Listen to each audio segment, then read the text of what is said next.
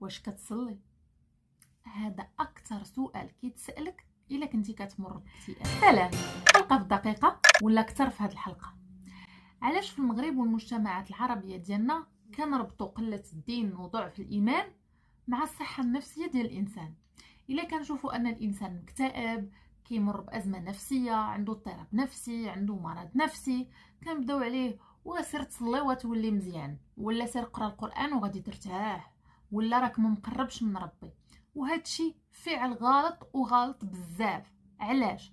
حيت كيما انت كتمشي للطبيب فاش كتضرك المعده، كيضروك المصارين باش تعرف شنو المشكل، فراه نفس الشيء. الا الانسان كيمر من ازمه نفسيه ولا اكتئاب، فراه خصو يستشر مع اختصاصي ويشوف شنو الوضع والحاله ديالو. علاش حنا كنعطيو الحق لراسنا اننا نحكمو ونعاينوا داك الانسان ونجلدوه ونقولوا له شنو خصو يدير، في العوض لاننا نجيو نساندوه بالكلمه الطيبه، نواسيوه، نسمعوا ليه باش هكا نفهموا اكثر شنو عنده.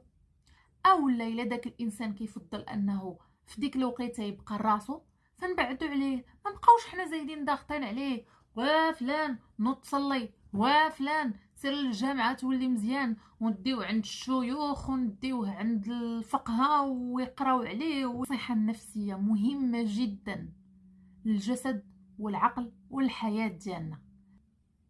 وانت ولا انتي الا كنتو كتحسوا براسكم ماشي مزيانين وما قادرينش انكم تعاونوا راسكم، ولا المجتمع ديالكم ولا الناس اللي حداكم ما قادرينش يعاونوكم، فاستشروا اخصائي وعاونوا راسكم باش تخرجوا من ديك الازمه.